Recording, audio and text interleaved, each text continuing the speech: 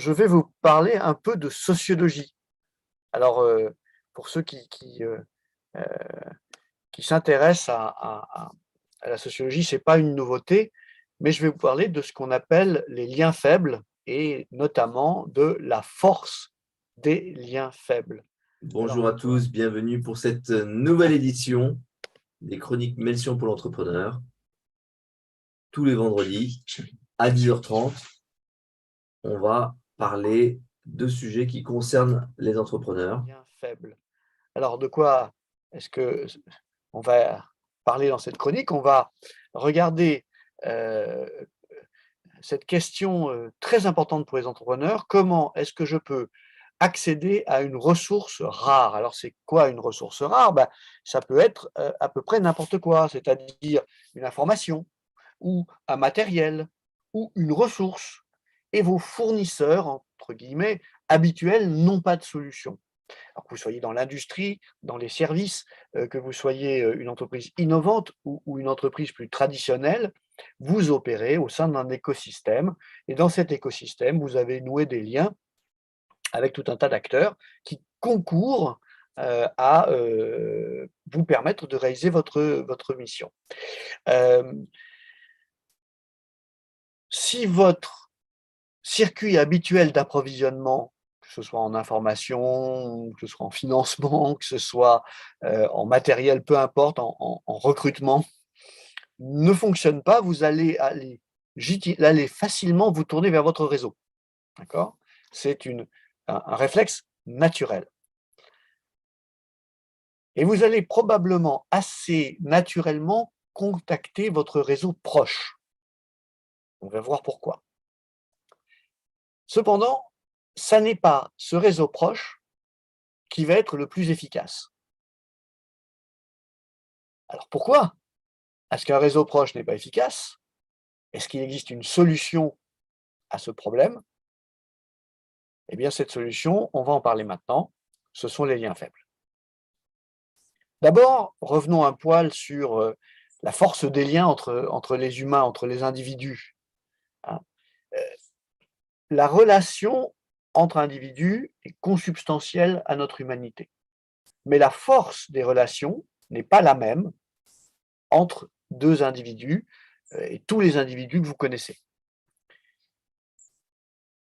Cependant, il faut comprendre que c'est cette relation entre individus qui vous conduit à un échange d'informations et cet échange d'informations, c'est ce qui a probablement permis à l'humanité de prospérer, au point qu'aujourd'hui on occupe tous les écosystèmes de -40° à +40°, et vous trouvez des êtres humains qui vivent là et qui vivent alors sous la forme la plus simple, sous forme de communauté. C'est quoi une communauté? Bah, c'est quelque chose où on a des individus qui ont des relations très fortes entre eux. Et puis, vous avez à l'inverse la grande ville et dans la grande ville, les relations entre individus sont relativement faibles, voire inexistantes. Cela dit, l'échange d'informations est prépondérant parce que si l'échange d'informations est de qualité, notre survie, notre prospérité et la survie et la prospérité de nos organisations sont meilleures. Notre probabilité de survie est meilleure si on nous indique où sont les dangers et si on nous indique où sont heu les endroits où on peut trouver des ressources utiles et intéressantes. Lorsqu'on a abondance de ressources, on rentre en prospérité. Cette prospérité, elle vient du fait qu'on a continué à nouer des relations et des échanges d'informations productifs qui nous ont incités et permis de trouver beaucoup de ressources. Voilà pourquoi le champ de la sociologie s'intéresse à cet aspect de la force des liens entre les êtres humains. Alors les liens forts, les liens forts c'est simple, hein, c'est votre entourage proche. C'est les gens avec qui vous avez des rapports fréquents, vous passez du temps ensemble, vous avez des intérêts en commun, il peut se créer de l'intimité et donc de la confiance mutuelle.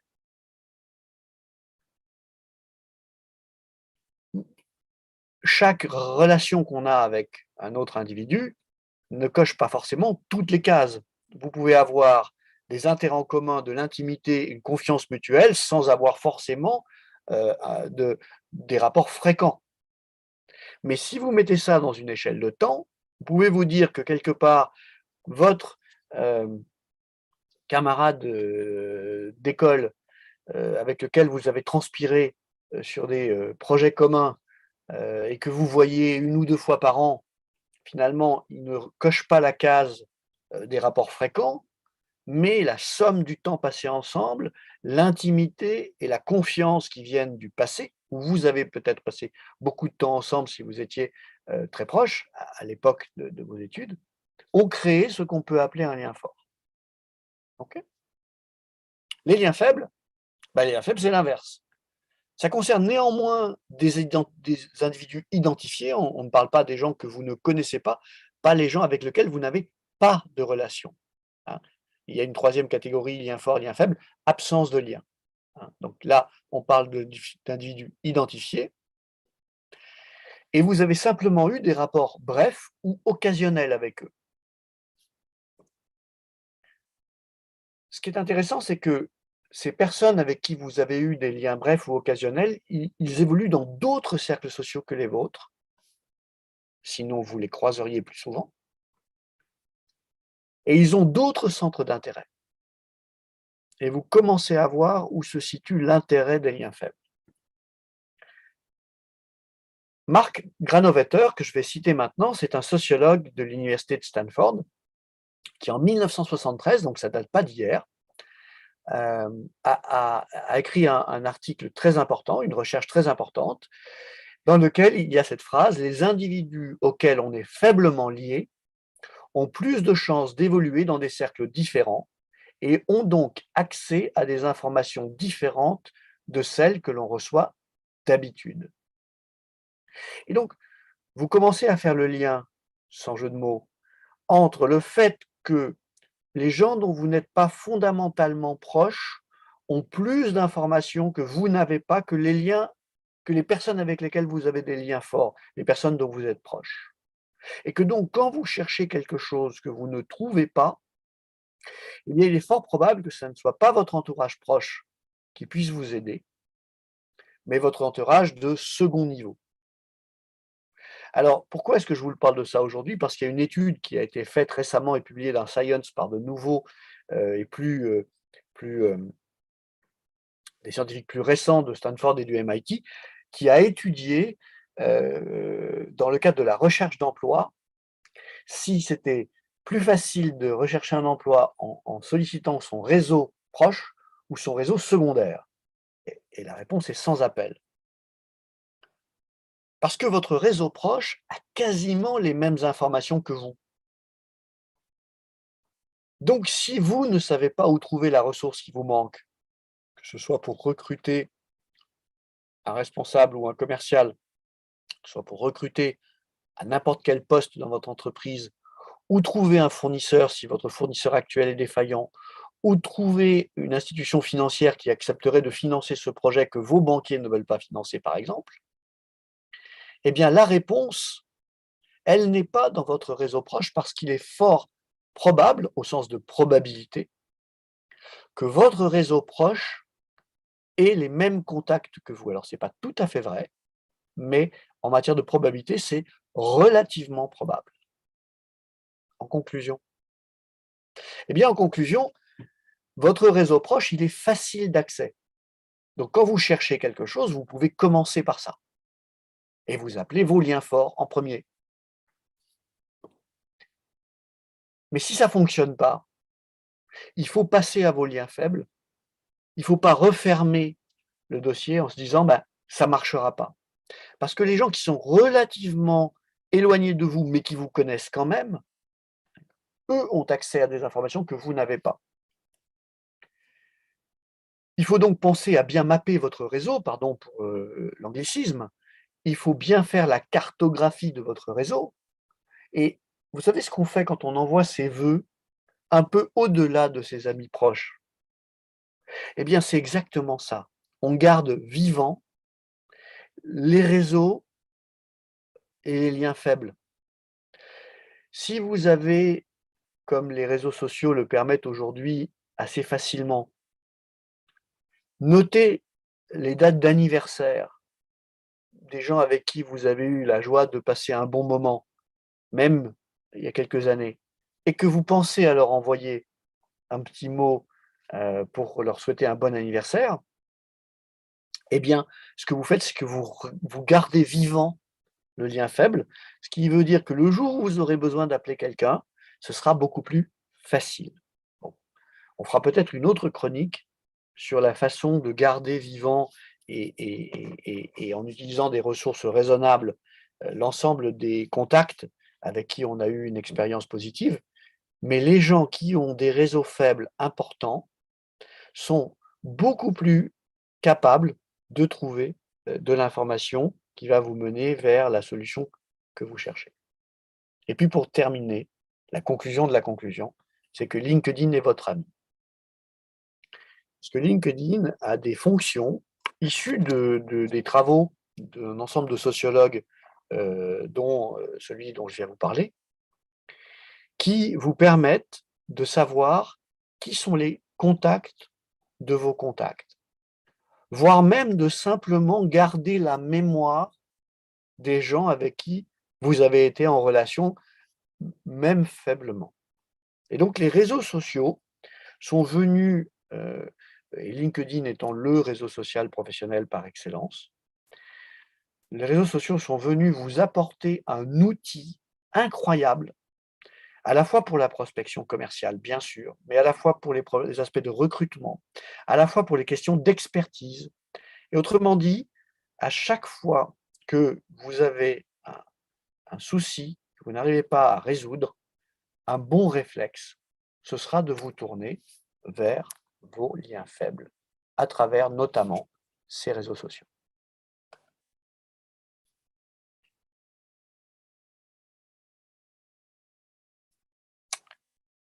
Avez-vous un exemple qui vous vient en tête, dans lequel vous êtes allé au-delà de votre réseau proche pour résoudre un problème et que vous aimeriez partager avec moi?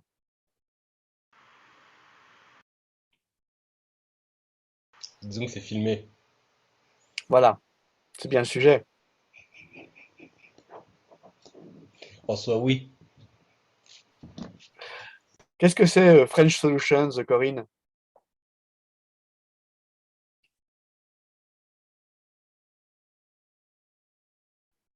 C'est une entreprise en devenir. Je suis Qui, filmée, donc voilà, qui cherche à adresser ce sujet-là. voilà. Moi, je voulais dire en fait que comme exemple, j'utilise actuellement LinkedIn pour retrouver mes anciens clients d'il y a très très longtemps, Ouais. qui m'avaient peut-être perdu de vue, etc. Et c'est incroyable comme ça marche bien. Mais des anciens clients qui ont changé de secteur d'activité. Et c'est incroyable comme ça marche bien de leur parler, de trouver qu'on a d'autres choses à se raconter. Et ça fait revivre des moments qui étaient agréables. Et je trouve ça très plaisant de voir comment on peut s'enrichir des échanges avec des gens qu'on a perdu de vue depuis très longtemps. Et c'est un très bon exemple, Corinne, parce que quelque chose qu'il faut mentionner, c'est que souvent on n'appelle pas son réseau faible parce qu'on a peur de déranger. Oh mon Dieu, se souviendra-t-il ou se souviendra-t-elle de moi? Ça fait presque 10 ans qu'on n'a pas échangé. Alors évidemment, ça, c'est pas très bon, mais quand même, dites-vous qu'il y a au fond de l'être humain un besoin fondamental d'échange. Et que donc, même si vous n'avez pas parlé à quelqu'un depuis très longtemps, vous serez probablement très bien reçu lorsque vous allez renouer le contact. Si vous vous souvenez plus de votre professeur préféré, et si ça fait pas 50 ans que vous l'avez pas vu parce qu'il est peut-être décédé ou en maison de retraite, faites le test. Envoyez un message, vous allez le retrouver probablement assez facilement, à votre professeur préféré. Bonjour, c'est Patrick. On était ensemble et je me souviens très bien de vos cours de fiscalité, ils étaient extraordinaires. Je serais ravi d'avoir de vos nouvelles et éventuellement de prendre un café avec vous. Il est fort probable que cette personne va prendre son téléphone et vous dire « Comment vas-tu ?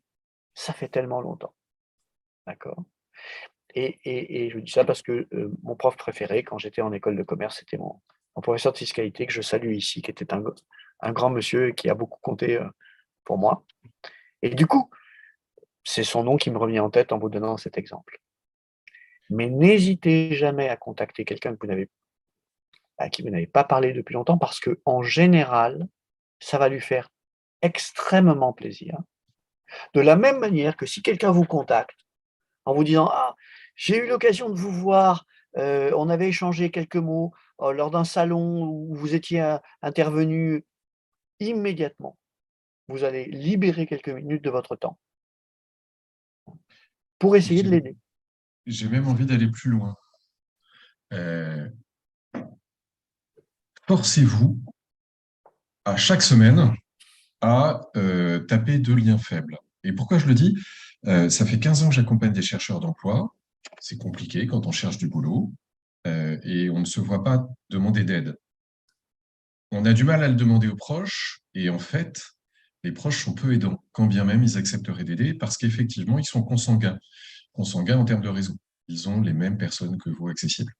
Ce que je fais, c'est que je force.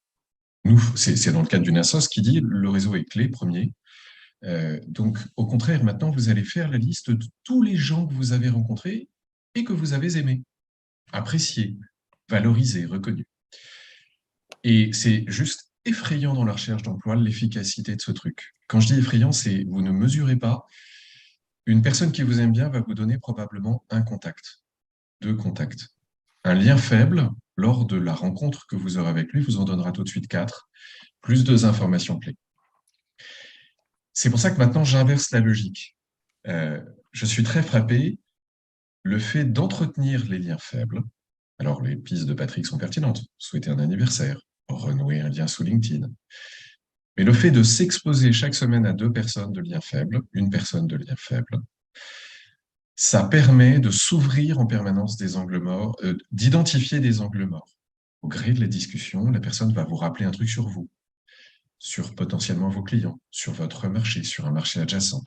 Et donc, le meilleur conseil à donner, c'est gardez-vous dans l'agenda 1 demi-heure par semaine pour rencontrer ces liens faibles. Ou quand vous les voyez dans un salon, sautez-leur dessus. Ils seront ravis. Patrick a raison, ils seront heureux de vous retrouver. Et ça va ouvrir des choses. La sérendipité, elle commence à cet endroit-là. Oui, en fait, il y a 2 éléments d'ailleurs dans ce que tu dis, Patrice. Le premier, c'est que les gens qu'on connaît, avec lesquels on a des liens forts, c'est pas qu'ils ne veulent pas nous aider, c'est qu'ils ont déjà essayé. Ils sont les premiers à qui on est venu en parler et ils sont les premiers au courant. Donc, tout ce qu'ils ont pu faire, en général, ils l'ont déjà fait. Donc, venir leur redemander est souvent pénible pour eux, puisque c'est un signe de leur impuissance. Et, Essentiellement parce qu'ils ont accès à la même information que nous. Ce n'est pas qu'ils ne veulent pas nous aider. C'est oui. qu'ils ont, c'est ce que disent les sociologues, ils ont la même information. L'étude qui vient de sortir là, sur MIT Stanford, 15 septembre, donc c'est tout récent, publiée dans Science quand même, c'est pas rien, elle dit, en fait, il y a une véritable, elle porte sur la recherche d'emploi, elle dit il y a une véritable puissance aux gens qui sont un peu proches de vous, parce qu'après ça diminue. C'est-à-dire que si vous contactez quelqu'un avec qui vous n'avez pas de lien du tout, la probabilité est non nulle, ça peut fonctionner, ça peut donner des choses, mais la personne est tellement loin de vous qu'elle n'a aucune référence par rapport à qui vous êtes. Et donc il y a un intermédiaire entre les deux, entre lien fort à un bout, pas de lien à l'autre bout, il y a les liens faibles. Or, vous connaissez la théorie des réseaux, le fameux 6 degrees, les 6 degrés de séparation entre chaque être humain. Chaque contact que vous avez à 100, 200 ou plus pour certains contacts, et donc chaque fois que vous êtes exposé à quelqu'un dont le réseau ne recouvre pas le vôtre, eh bien c'est une partie du monde que vous cartographiez. Et donc, c'est effectivement utile pour le recrutement quand vous êtes recruteur, c'est aussi utile quand vous cherchez un emploi, c'est évident, mais c'est vrai quand vous cherchez une entreprise à racheter, quand vous cherchez comment obtenir des semi-conducteurs à un prix raisonnable, sinon votre usine va s'arrêter, hein, cas qu'on a vécu l'année dernière avec un de nos clients. Quand vous cherchez un financement après que toutes les banques vous aient dit non, et quand vous avez besoin de comprendre quelle est la stratégie de ce nouveau concurrent qui émerge et que vous voyez arriver de nulle part. Ce ne sont pas vos liens proches qui ont cette information. Alors le deuxième point que je voulais faire pour rebondir sur les propos de Patrice, on a un présupposé qui est que les gens qu'on ne voit pas depuis longtemps, qu'on ne voit plus depuis longtemps, il y a une raison à ça. Mais c'est rare. Dans la plupart des cas, c'est la force des choses. C'est l'éloignement géographique, c'est une absence pour une raison ou pour une autre, et puis des nouveaux centres d'intérêt. Enfin, mais pour autant, le lien ne s'est pas effacé. Il s'est juste affaibli.